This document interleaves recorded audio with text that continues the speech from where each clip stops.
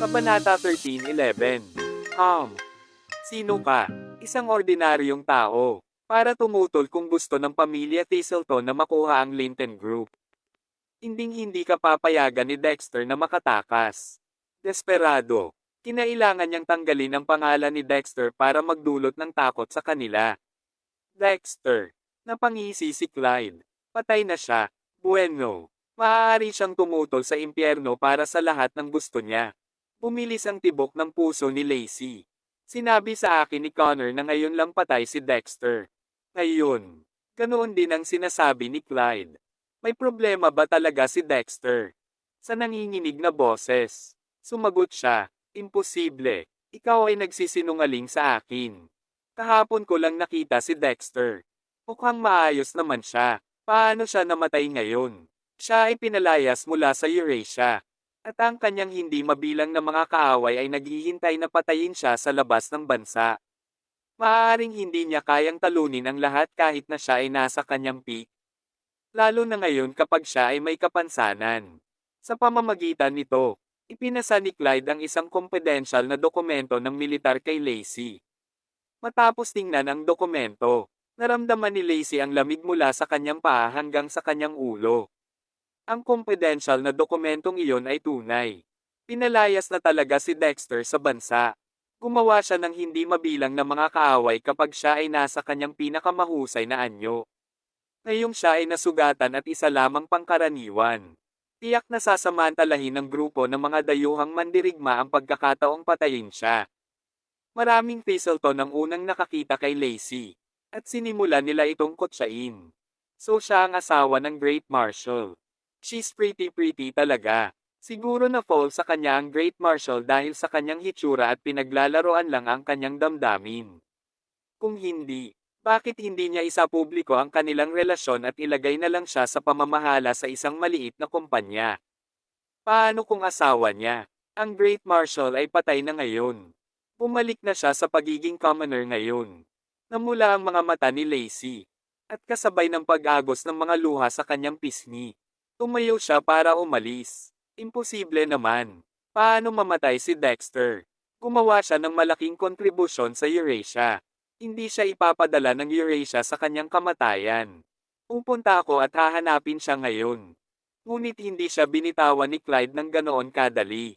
Sinenyasan niya ang mga security guard sa pintuan na pigilan siya sa pag-alis.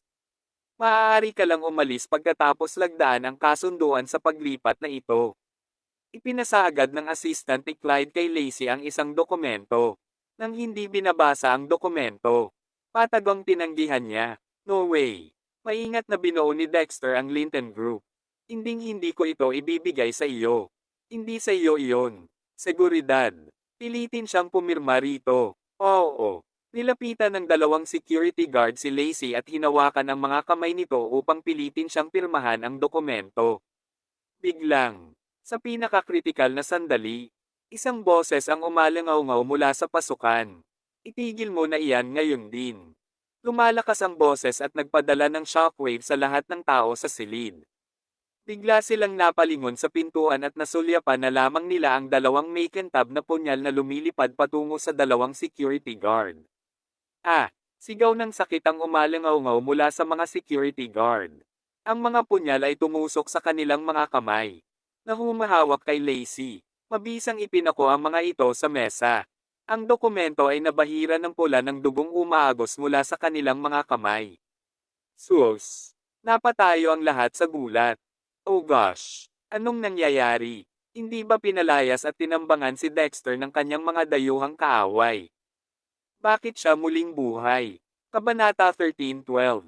And from the looks of it, hindi man lang siya nasaktan. Ano ang nangyayari?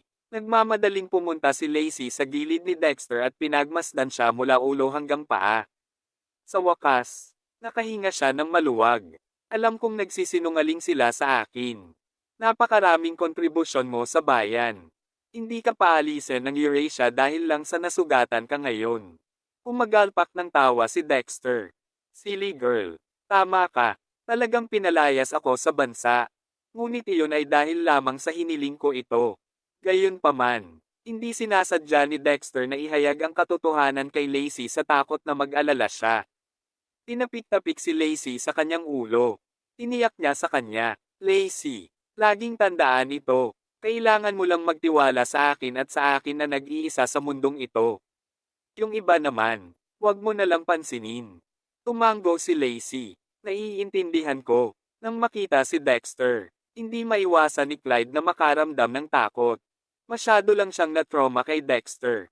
Tanong niya sa nanginginig na boses, "Paano ka pa nabubuhay? Ikaw ay walang iba kundi isang lalaking may kapansanan ngayon. Paano ka makakatakas na buhay mula sa mga kamay ng napakaraming malalakas na mandirigma?" Ayaw ni Dexter na pag-usapan ang bagay na iyon dahil ayaw niyang mag-alala si Lacey. Pagbabago ng paksa, tinanong niya, "Pinipili mo ba ang bagong pinuno ng pamilyang Thistleton? Aayusin ko ang mga score sa iyo sa hinaharap. Ngayon, gusto ko ang aking asawa, si Lacey Hinton, na maging bagong pinuno ng pamilya Thistleton." May tumututol ba? Sandaling natigilan ang lahat bago humagalpak ng tawa. Pinaglalaroan ba tayo ng ating mga tainga? Si Dexter ay isang tagalabas. How dare he point his wife to be our new leader? Maaaring may masasabi siya sa bagay na ito kung siya pa rin ang dating Great Marshal. Ngunit siya ay may kapansanan ngayon. Hindi na natin siya kailangang katakutin. Napayuko si Lacey dahil sa kahihiyan. Pinipigilan ang kanyang pagtawa. Ipinaliwanag ni Clyde, "May mga patakaran para sa pagpili ng aming pinuno ng pamilya. Depende ito sa mga kontribusyon na ginagawa ng miyembro sa pamilya Thistleton. Maaari ko bang itanong kung ano ang nagawa ni Lacey para sa pamilya? With me around, there is no way she can be the new leader. Tandaan na kaya kung makuha ang Third Military Factory?" Nagdududa na tanong ni Dexter. The Third Military Factory. Hindi ba ito binili ni Connor Black? Tama iyan. I share a close relationship with him. Kaya nangako siyang iregalo ito sa akin. Ha? Tinitigan ni Dexter si Clyde ng matalim na tingin. Gaano man kalapit ang kanilang relasyon. Hinding-hindi iregalo ni Connor sa kanya ang pabrika ng militar. Pagkatapos ng lahat, ang pabrika ng militar ay napakahalaga na ang isa ay maaaring bumuo ng isang imperyo kasama nito. Dapat ay sumang-ayon sina Connor at Clyde sa isang under-the-table deal. Ang una ay may kinalaman sa pagkasira ng Leopard Unit. Baka may kinalaman din si Clyde sa bagay na ito. Speaking of the Diablo, sumugod si Connor pagkatapos ayusin ang mga papeles para sa pagbili ng pabrika ng militar.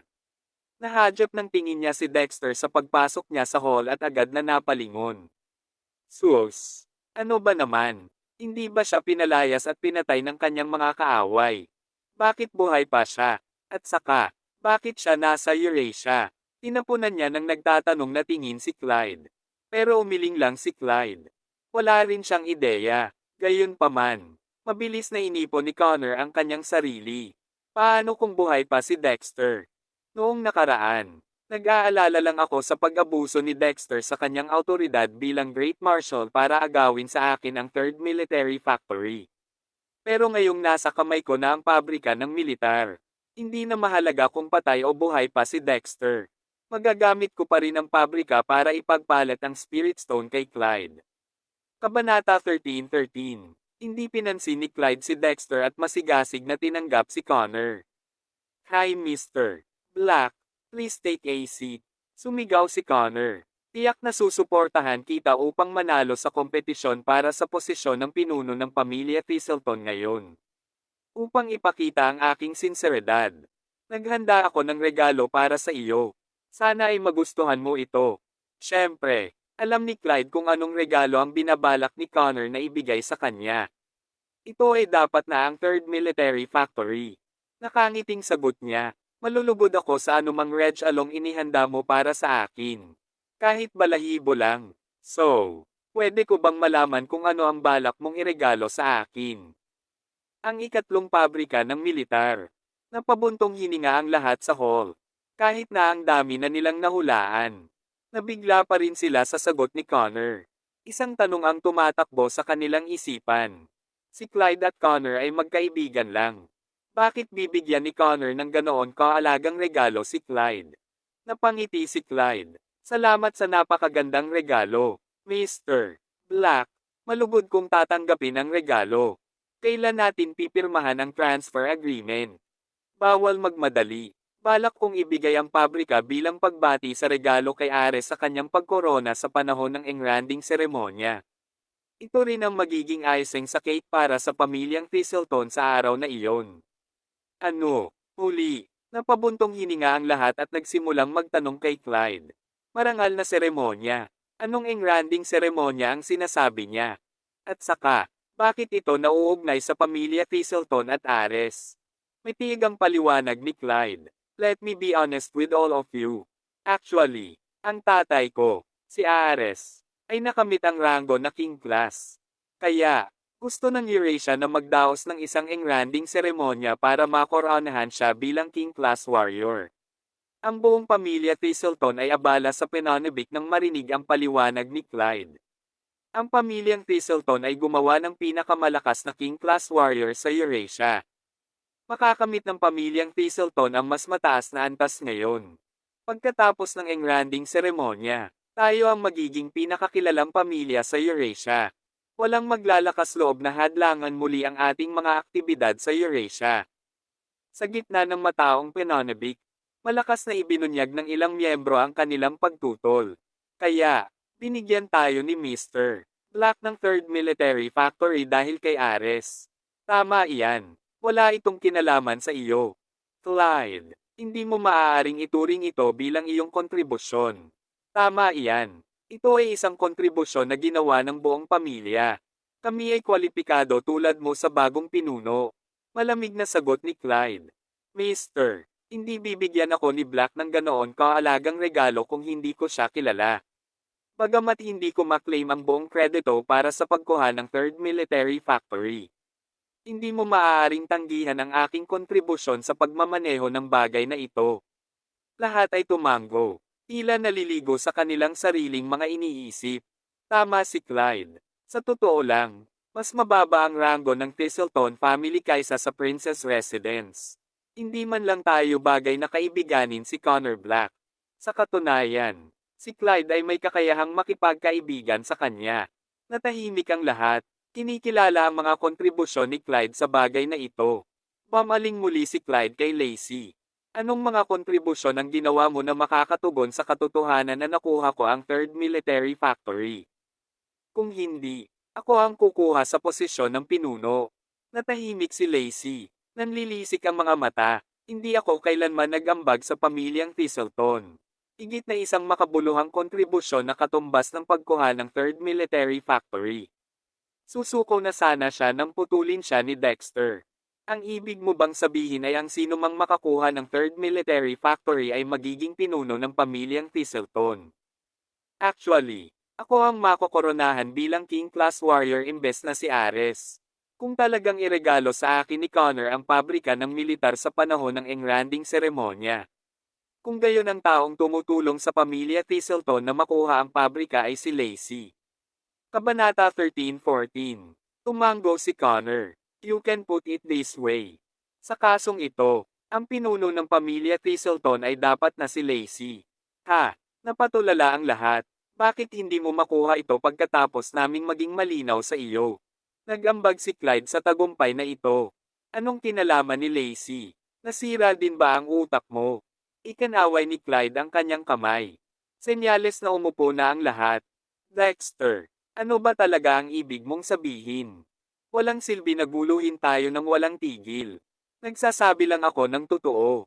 Ang pagkuha ng 3rd Military Factory ay kontribusyon ni Lacey. Tama lang na siya ang maging pinuno ng pamilya. Ha, ha ha ha ha. Nagtawanan ang lahat. Ginoo, nilinaw ni Black na gusto niyang iregalo sa akin ang pabrika ng militar. Wala itong kinalaman kay Lacey Hinton. Mr. Black. Tama ba ako? Tumango si Connor. Tama. Umiling si Dexter. Hindi. Ngayon mo lang sinabi. Sinabi mo na ibibigay mo ang pabrika ng militar sa King Class Warrior bilang regalo sa pagbati. Ang King Class Warrior ay ang aking ama. Si Ares. Wala itong kinalaman kay Lacey. Kailan ipinahayag ng Eurasia sa mundo na si Ares ay ang King Class Warrior? Bagaman wala pang opisyal na anunsyo. Ang aking ama ang pinakamataas na pagkakataon. Teka, ang ibig mo bang sabihin ay ikaw ang King Class Warrior? At iregalo ni Mr. Black ang pabrika ng militar sa iyo. Umiti lang si Dexter bilang ganti ng walang sabi-sabi. Hahaha. Tumaas sa nakakabinging volume ang tawanan sa kwarto. Ikaw ay may kapansanan ngayon at hindi mo man lang mapanatili ang iyong titulo bilang Great Marshal. Paano mo mapapangarap na maging King Class Warrior? Obvious naman. Nasira ang utak niya pati ang katawan niya. Ano ang silbi ng pakikipagtalo sa kanya? Kaladkarin mo lang siya palabas. Huwag niyang hayaang insultuhan niya ang ating katalinuhan. Sagot ni Clyde. I will make you eat your words. Bakit hindi tayo magpasya sa pinuno pagkatapos ng engranding seremonya? Dexter Cruz. Kung ang tatay ko, si Ares, ay makoronahan bilang King Class Warrior. Gusto kong yumuko ka sa akin sa publiko at ikaw mismo ang pumutol sa iyong mga braso. Sa kabaligtaran, luluhod din ako sa harap mo at layuan ka sa hinaharap. Deal. Dahil doon, natapos ang pagdiriwang sa pamilya Thistleton. Hinawakan ni Dexter ang mga kamay ni Lacey, at sabay silang umalis ng manor. Kinawayan ni Lacey, Dexter, hindi mo na kailangan mag-bluff at tumaya sa kanya para iligtas ako sa kahihiyan. Masyadong mataas ang tsansa na matalo ka. Kahit nasugatan ka, ikaw pa rin ang Great Marshal. Paano ka makakakawtaw kay Clyde Thistleton? Higit pa rito, hindi ako interesado sa posisyon ng pinuno ng pamilyang Thistleton. Napatulala si Dexter. Nagsasabi lang ako ng totoo. Hindi ako nambobola. Umiling si Lacey. Kalimutan mo na. Uwi na tayo. At most, I will plead with Ares to let you go pagdating ng panahon. Hindi ako papayag na magkautaw ka sa kanya. Oo. Iniisip ko kung nasugatan si Missy at ang aking mga magulang. Nasugatan. Isang malalim na lukot ang nabuo sa pagitan ng mga kilay ni Dexter. Lacey, bakit sila masasaktan ng walang dahilan? Ikinwento ni Lacey kung paano nagbanta si Connor na papatayin ang kanyang pamilya. Naikuyom ng mahigpit ni Dexter ang kanyang mga kamao nang marinig ang sinabi ni Lacey. Connor Black, bakla ka, dapat may death wish ka. Aalisin kita kahit na wala kang kinalaman sa pagpatay sa mga tropang Devonville. Kabanata 13:15. Kapwa sila nakadama ng panatag nang makumpirma nilang walang nangyaring masama sa mga magulang ni Lacey at kay Missy pagka-uwi nila. Daddy, yakapin mo ako. Hindi mo pa niyayakap si Missy nitong nakaraang 3 araw. Tanong agad ni Missy nang makita si Dexter. Inakbayan siya ni Dexter. Mabait na babae si Missy. Nakikinig ka ba kay Mommy? Pinagalitan ni Mommy si Missy. Dapat panindagan ako ni Daddy. Hahaha. Nagtawanan ng buong pamilya. Habang naghahanda ng hapunan sina Hannah at Lacey sa kusina.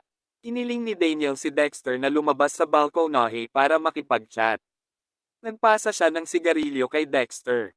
Dexter, naipit tayo sa traffic sa malawak at maluwang na kalsada ngayon. Isang grupo ng mga dump truck ang naging sanhi ng siksikan. I guess tinutumbok tayo ng mga dump truck.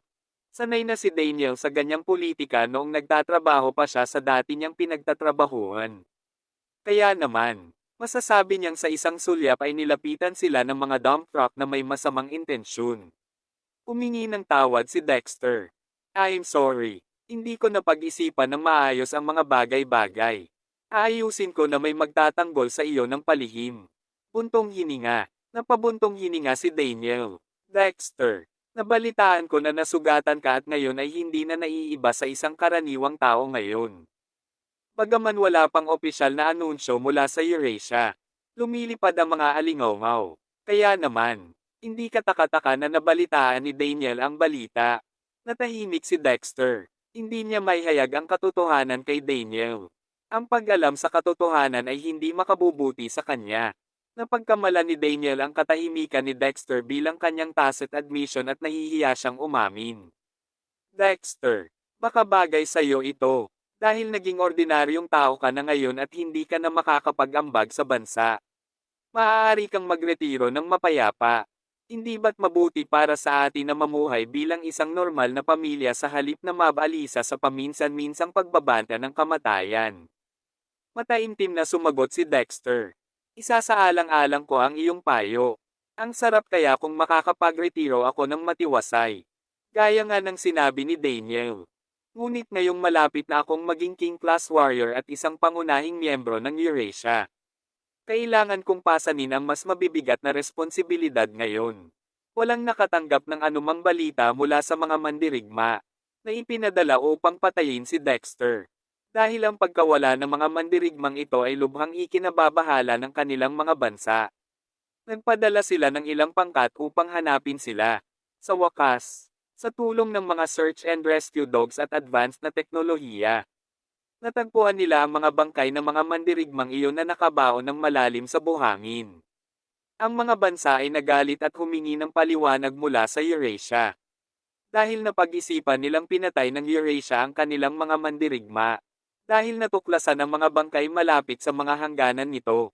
Ngunit ang Eurasia ay nagbigay lamang ng isang simpleng paliwanag. Ang mga mandirigmang ito ay nakaranas ng sandstorm. Kaya't inilibing ng buhay sa buhangin. Hindi na kailangang sabihin. Ang ibang mga bansa ay hindi naniwala sa paliwanag nito. Ang kanilang mga mandirigma ay higit sa kakayahan na makaligtas sa isang sandstorm. Higit pa rito, masyadong nagkataon para sa napakaraming mandirigma na magkasamang mamatay sa isang sandstorm. Kaya, patuloy silang humingi ng lohikal na paliwanag mula sa Eurasia.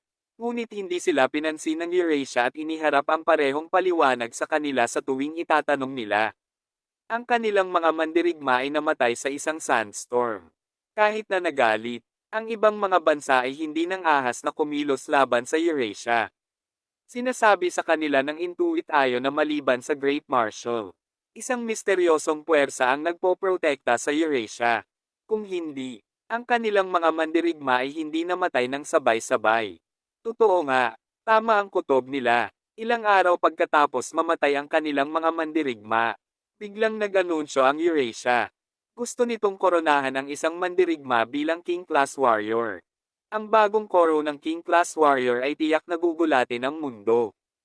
Kabanata 13:16. Sa nakaraan, lahat sila ay may sariling pag-aalinlangan tungkol sa kung totoong umiiral ang King Class. Nabasa nila ang tungkol sa mga mandirigma ng King Class sa mga aklat ng kasaysayan. Ang mga taong iyon ay mga alamat sa mga alamat. Gayunpaman, sa kanilang pagtataka, may isang nakatira sa Eurasia sa sandaling ito. Ang taong ito ay marahil ang pinakamahusay sa kanyang craft sa buong mundo. Maraming mga bansa ang nagpadala ng kanilang mga tropang militar upang salakayin ang Eurasia. Gayunpaman, sa takot sa galit ng isang miyembro ng King Class, mabilis nilang inalis ang kanilang mga tropa at nagdeklara ng tigil putukan. Hindi sila nang ahas na makipaglaban sa isang miyembro ng King Class. Isang mandirigma ng King Class ang may pinagsamang kapangyarihan ng 10 Great Marshals. Kasabay nito, hindi maiwasan ng lahat na subukang hulaan kung sino ang misteryosong lalaking ito. Ano ang kanyang pangalan? At saan siya nagmula? Noong nakaraan, ang una nilang hula ay ang Great Marshal. Gayunpaman, ang Great Marshal ay malubhang nasugatan sa kanyang pakikipaglaban kay Frank Sullivan.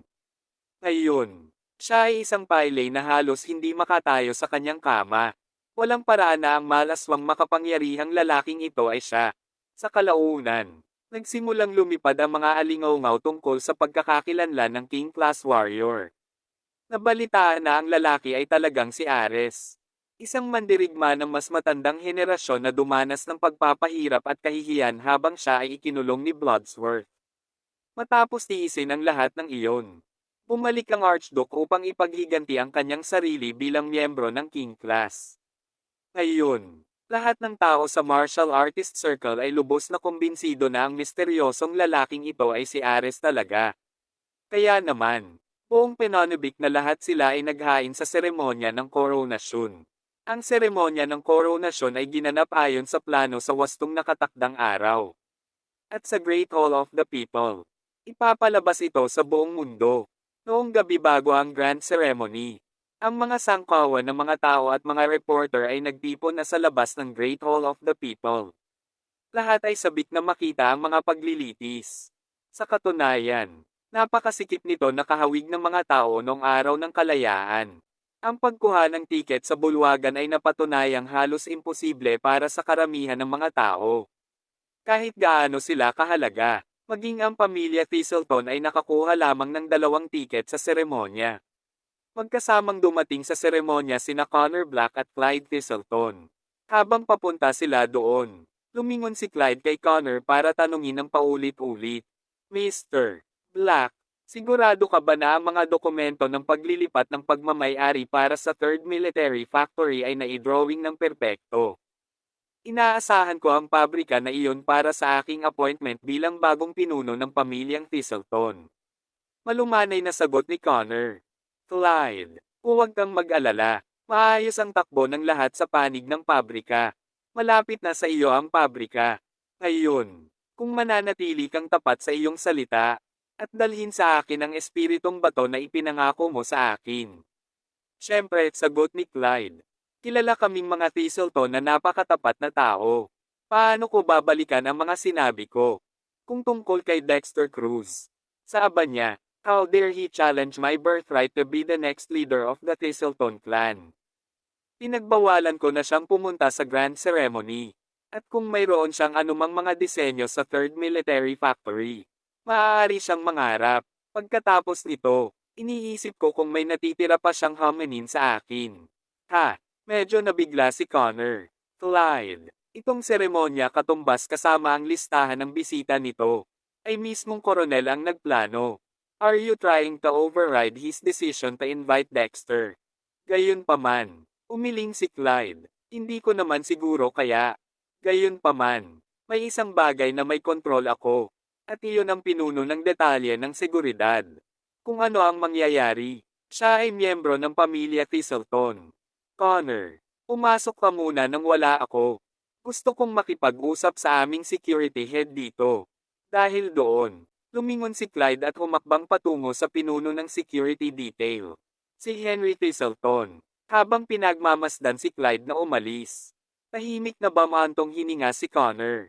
Masyadong walang ingat si Clyde. Ang paglalagay ng kanyang pakana sa pagkilos mismo sa ilalim ng ilong ng koronel mismo ay nangangailangan ng parehong katapangan at isang malaking kahangalan. Sa lalong madaling panahon, si Clyde ay magdurusa sa mga kahihinatnan ng kanyang mga aksyon. Nagpasya si Connor na pinakamahusay na humiga hanggang sa dalhin sa kanya ni Clyde ang espiritong bato.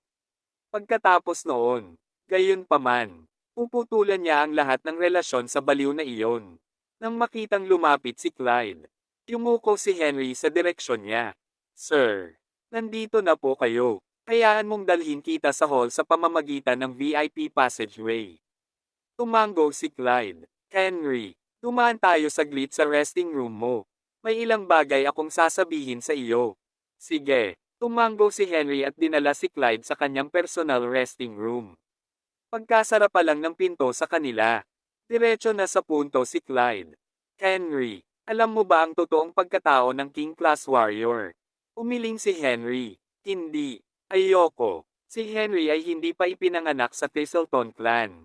Sa katunayan, siya ay dinala bilang isang alagad ng Thistleton noong siya ay bata pa.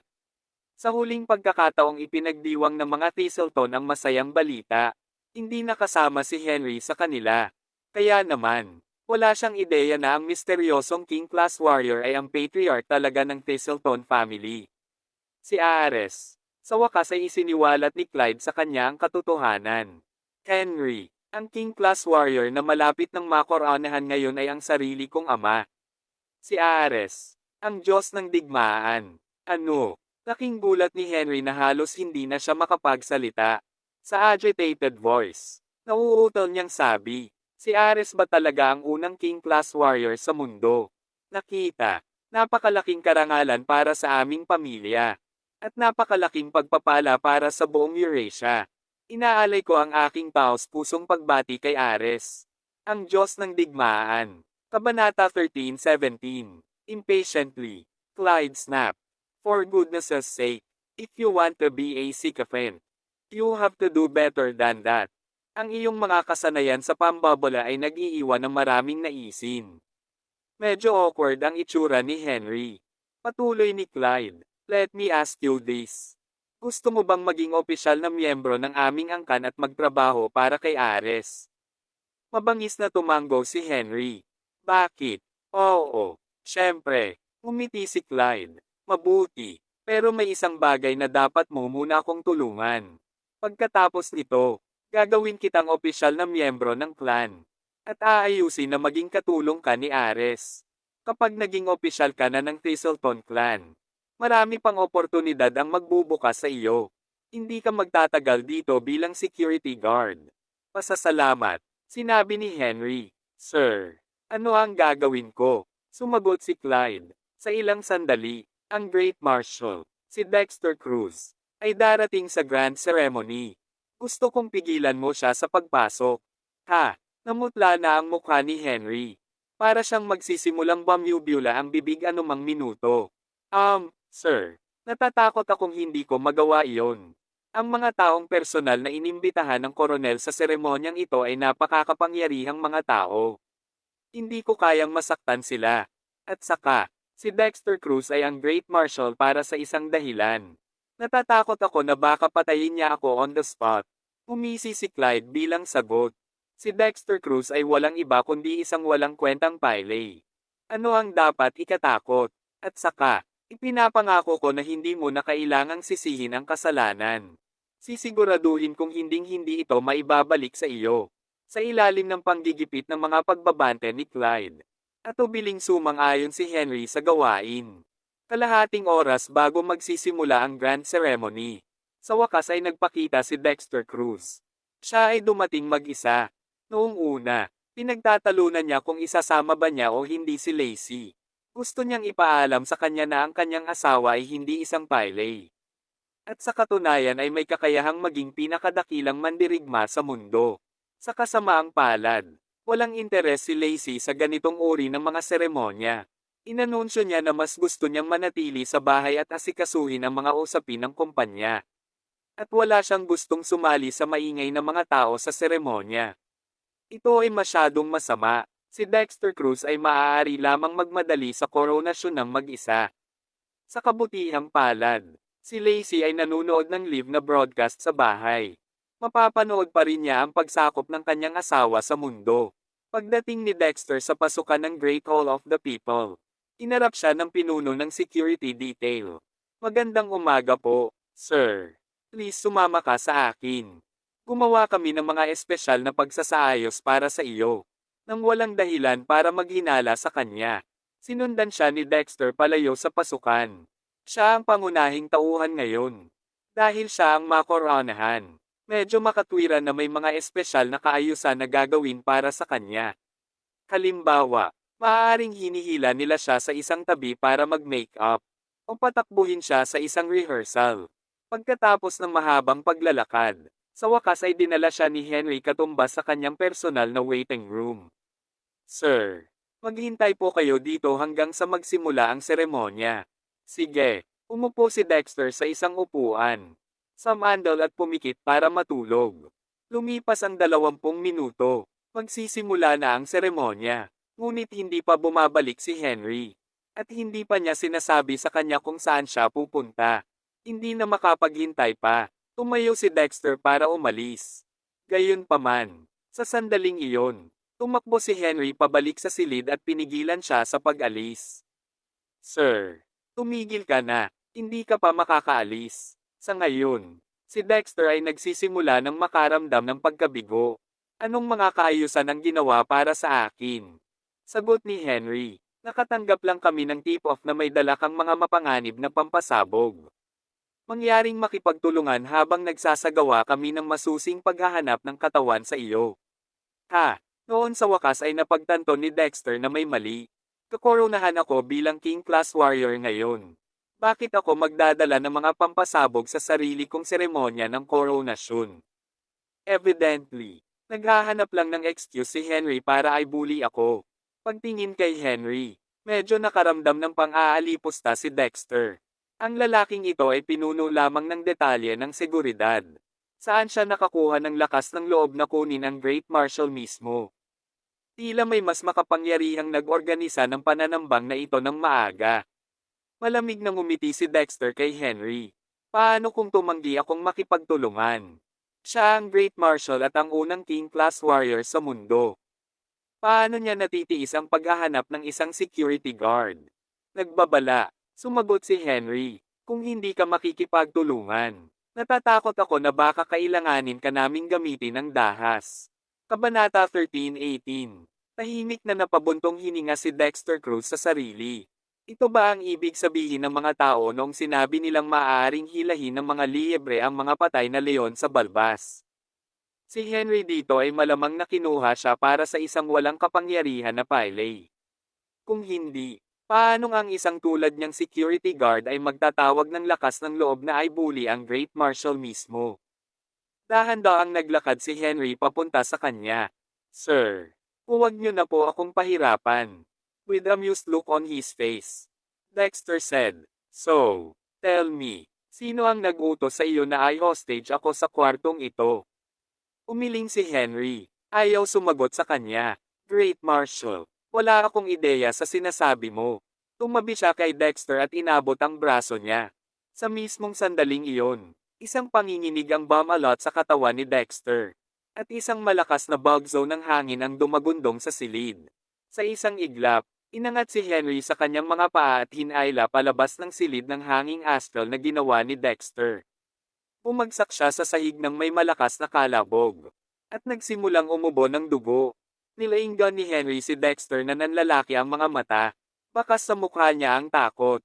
Dami, naisip ni Henry. Hindi ba nasira ang puwersa ng buhay ng Great Marshal sa pakikipaglaban niya kay Frank Sullivan? Naniniwala ang lahat na isa lang siyang walang kwentang pile ngayon. Ngunit kung totoo iyon, paano pa rin siya magiging makapangyarihan ngayon? Ang buong sitwasyon ay nakaramdam ng labis na kainahinala kay Henry. Ang dakilang Marshal, isang mistulang lumpo, ay nagpakita lamang ng mga kakayahan na mas makapangyarihan kaysa sa taglay niya noong siya ay nasa tuktok. Gayunpaman, hindi yun mahalaga ngayon. Sa ngayon, kailangang tiyakin ni Henry na hindi makakasama si Dexter Cruz sa grand ceremony. Inutusan siya ni Clyde Thistleton na bumili ng oras hanggat kaya niya. Sa pagtatangkang pigilan si Dexter na dumalo sa seremonya ng koronasyon. Sa isang malakas na dagendong mula kay Henry. 8 security guard ang pumasok sa silid mula sa labas. Lahat sila ay nakasuot ng buong militar na kasuotan. Ang mga baril ng kanilang mga baril ay sinanay sa ulo ni Dexter. Malamig na sinabi ni Henry, Sir, sa pag-atake sa isa sa mga security guard, napatunayan mo ang iyong sarili na isang terorista. Inihiling kong muli kang makipagtulungan sa ating paghahanap. Kung hindi, hindi kami magdadalawang isip na bumaril sa iyo. Sa pagkakataong iyon, tumunog ang telepono ni Dexter. Tinatawagan siya ng personal bodyguard ng koronel na si George. Hindi pinansin ang mga baril na nakatutok sa kanya. Kinuha ni Dexter ang telepono. Ganap na hindi na-plus. Si George ay nasa matinding gulat. Sir, nasaan po kayo? Magsisimula na ang grand ceremony. Ikaw ang pangunahing tauhan ngayon. Paano tayo magsisimula kung wala ka? Mapait na tumawa si Dexter. Nauna akong dumating dito, sa kasamaang palad. Naabutan ako ng iyong mga tauhan at ngayon ay naka-hostage sa resting room ng mga gwardya. What the hell? Sa isang sumigaw, napabulala si George. Ang daming tanga. Maghintay ka muna, sir. Sasagasaan ko ngayon at balatan ng buhay ang mga tanga. Ibinaba ni Dexter ang tawag at inilapag ang kanyang telepono. Nahihirapang bumangon si Henry mula sa sahig. Walang kwentang tawagan ang sinuman. Sir, sa pamamagitan ng paglalagay ng buhay ng lahat sa panganib sa iyong tangkang terorismo, nakagawa ka ng isang mabigat na krimen. Walang makapagliligtas sa iyo. Marami ka, ibaba mo siya at ikulong mo. Ang sino mang magprotesta ay papatayin ka agad. Biglang umalangaw-ngaw ang isang galit na dagendong mula sa pintuan. Tumigil ka nga dyan, mga pang. Isang lalaking matipuno ang katawan ang sumugod sa kwarto. Si George iyon, ang personal na bodyguard ng koronel. Nang makita siya, biglang bumilis ang tibok ng puso ni Henry. Anong ginagawa ng matandang fogey na ito dito? Tinawag ba siya ni Dexter Cruz? No way. Naisip ni Henry, sa kanyang kapanahunan, Maaaring sinubukan ng Great Marshal na kuskusin ang mga siko kay George. Gayunpaman, ngayon na ang Great Marshal ay isang pilay. Bakit ang koronel ay mag-abala na bigyan siya ng oras ng araw? Lumapit sa kanya si Henry at magalang na sinabi, "Sir, ano po ang nagdala sa inyo dito?" Nagngangalit ang kanyang mga ngipin sa galit. Sinabi ni George, "Ano ang nangyayari dito? How dare you follow the Great Marshal at pigilan siya sa pag-alis? Kapag hindi mo sinabi sa akin kaagad, matatalo kita hanggang mamatay." Mabilis na sumagot si Henry. Nakatanggap kami ng tip-off na may dalang pampasabog ang Great Marshal. Sinubukan namin siyang makipagtulungan sa aming paghahanap. Katumbas ngunit tumanggi siyang gawin ito. In fact, sinaktan niya pa ako, sir. Malaki ang panganib sa kaligtasan ng mga tao dito sa seremonya. Responsibilidad ko na arestuhin siya at tiyaking wala siyang dalang anumang pampasabog. Hindi umatras si George. Isang tip-off. Sabihin mo sa akin, sino ba talaga ang nagbigay ng tip sa iyo? Ipinaalam kanila sa telepono.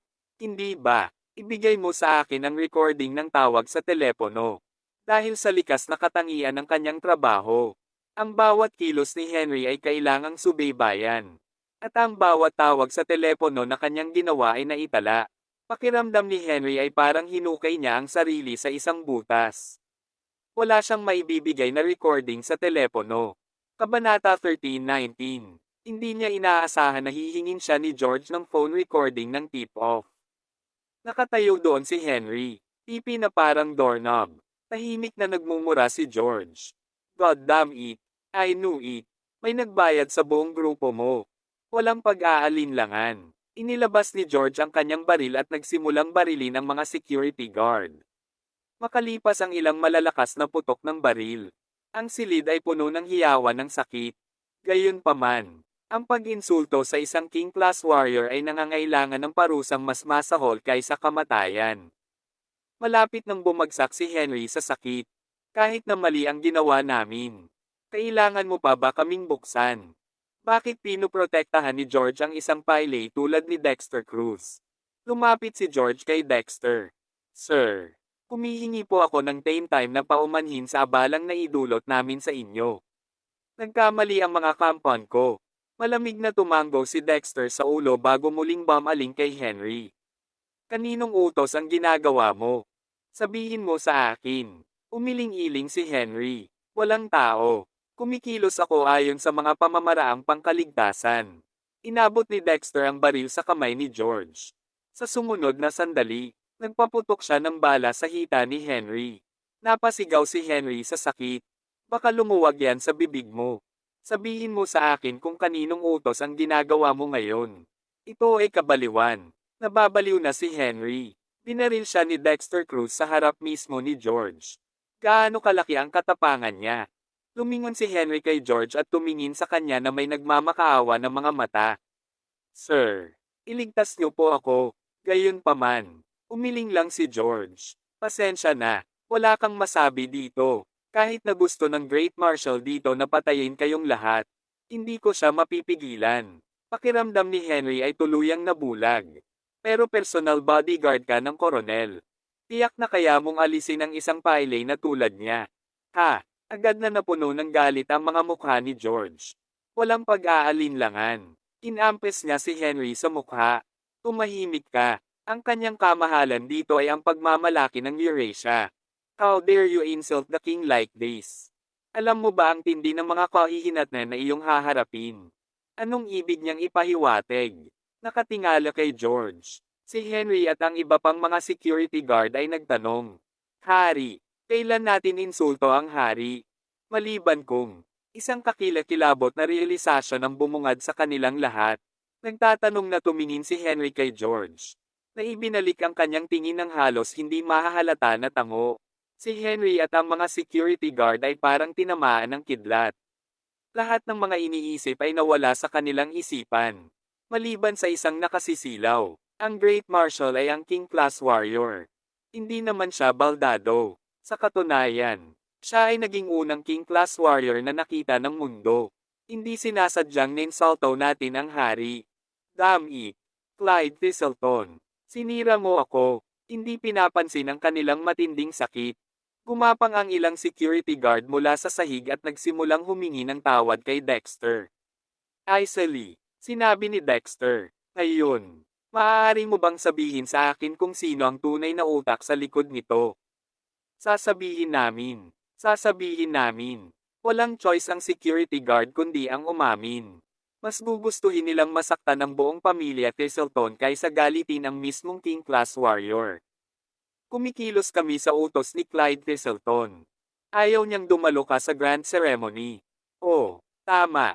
Nagsinungaling din siya sa amin na ang King Class Warrior ay ang kanyang ama.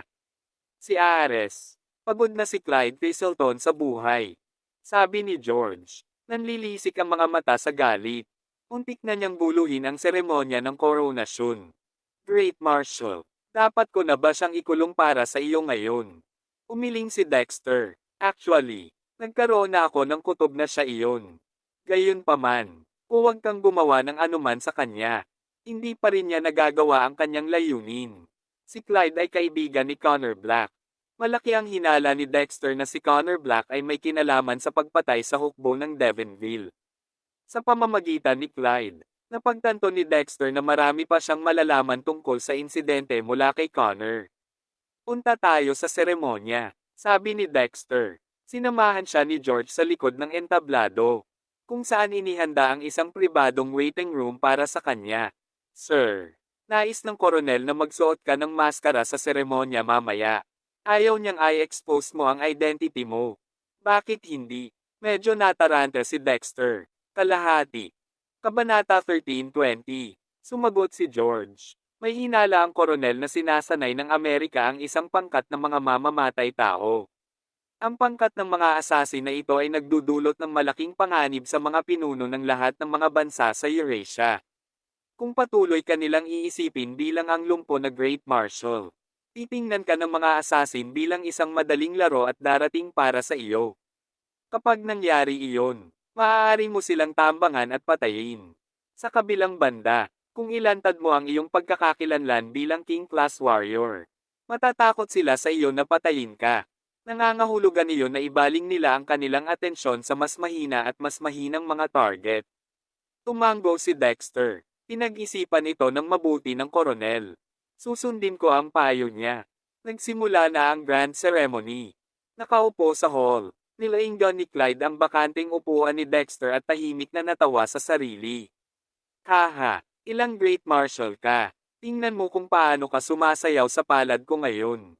Dahil ayaw kong narito ka. Walang magpapapasok sa iyo. Ang unang taong dumating sa entablado ay si George. Pagkatapos ng maikling preamble, inilunsad niya ang pangunahing paksa. Bilang karangalan sa masayang okasyong ito, ang koronel mismo ay nag-record ng isang video ng pagbati para sa kanyang kamahalan. Sabay-sabay nating panoorin ito. Lumiwanag ang screen ng projector sa video ng koronel. Napatingin ang lahat sa screen. Respeto, at pagkamangha na nakasulat sa kanilang mga mukha. Sa pamamagitan ng pag-record ng isang video ng pagbati para sa King Class Warrior. Ipinapahayag ng koronel sa mundo na malaki ang kanyang pananampalataya sa kanya. Pagkatapos ng video, dumating ang totoong highlight ng seremonya. Ang King Class Warrior ay haharap sa lahat sa unang pagkakataon. Ang lahat ay tumingin sa entablado ng hindi kumukurap.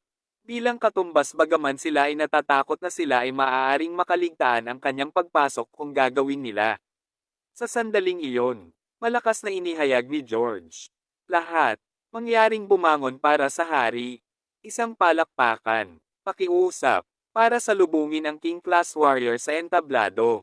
Ang bulwagan ay napuno ng malambing na himig ng pambansang awit habang ang lahat ay nagpalakpakan ng malakas. Nakatuon ang kanilang mga mata sa entablado habang naghihintay sila ng may pigil hininga sa pagpasok ng King Class Warrior. Halos lahat ng tao sa Eurasia ay nakadikit ang kanilang mga mata sa kanilang mga screen ng telebisyon habang hinihintay nila ang mahiwagang sandali. Siyempre, nanunood din sina Lacey, Don at Nancy sa bahay. Habang tumitingin ang mundo, ang mga kurtina sa pasukan ay dahan-daang ibinalik upang ipakita ang isang matangkad at misteryosong figure ng isang lalaki. Kusa namang humakbang ang lalaki patungo sa stage. Nakasuot siya ng kanyang uniforme ng militar, na kumakaluskos habang siya ay naglalakad at nagbigay sa kanya ng isang natatanging hangin ng kahalagahan. Ang maskara sa kanyang mukha ay inilihim ang kanyang pagkakakilanlan. Ngunit kahit ito ay hindi maitago ang karisma na tila nagniningning sa kanya. Sa sandaling lumitaw siya, isang bulungan ang bomb-alot sa karamihan. Halatang natulala silang lahat sa kanyang makapangyarihang aura. Gayunpaman, nakasimangot si Connor. Clyde, hindi iyon kamukha ni Archduke Ares sa akin. Kung tama ang pagkakaalala ko, hindi ganoon kapayat ang tatay mo. Tahimik din na nagpanik si Clyde. Nakaramdam siya ng pagkadismaya na halos hindi na siya makapagsalita. Sa kaibuturan niya, alam niya na ang kanyang pinakamasamang takot ay natupad. Ang kanyang ama, si Archduke Ares, ay hindi ang king-class warrior. Gayunpaman, walang paraan na maamin niya ito kay Connor ngayon. Kung gagawin niya, maaari niyang halikan ang kanyang pagmamay-ari ng 3rd Military Factory na Palam. Sinusubukang manatiling kalmado, sinabi ni Clyde. Connor, gaano katagal na ba noong huli mong nakita ang aking ama? Sumagot si Connor. Mga 2 o 3 taon na ang nakalipas. Naniniwala ako, kung gayon. Dahan-dahang sabi ni Clyde. Naniniwala ako na hindi mo alam na ang aking ama ay namumuhay sa pag-iisa nitong mga nakaraang taon. Na pinadalisay ang kanyang mga kakayahan. Iyon ay kung paano niya nagawang maging isang king-class warrior. Alam mo, kaya pala ang payat niya ngayon. Naniniwala ako na iyon ay isang napaka-makatwirang paliwanag. Bumungad sa mukha ni Connor ang pag-unawa. Oo, medyo makatwiran iyon. Sa isang kaway ng kamay ni George. Ang mga masters ng seremonya ay nagmarcha papunta sa entablado. May dalang isang medyo malaking kahon. Binuksan ni George ang kahon. Sa loob nito ay isang pares ng mga epaulette na may nakaukit ng mga salitang Kornadong Hari. Hawak ang pares ng epaulette sa kanyang mga kamay. Lumapit si George kay Dexter at sinabing, sa awtoridad na ipinagkaloob sa akin ng koronel. Sa pamamagitan nito ay kinokoronahan kitang isang king-class warrior. Naway magdala ka ng walang hanggang kapayapaan sa Eurasia. Sumaludo sa kanya si Dexter bilang tugon. Maingat. Tumulong si George na ikabit ang mga epaulette sa kanyang mga balikat.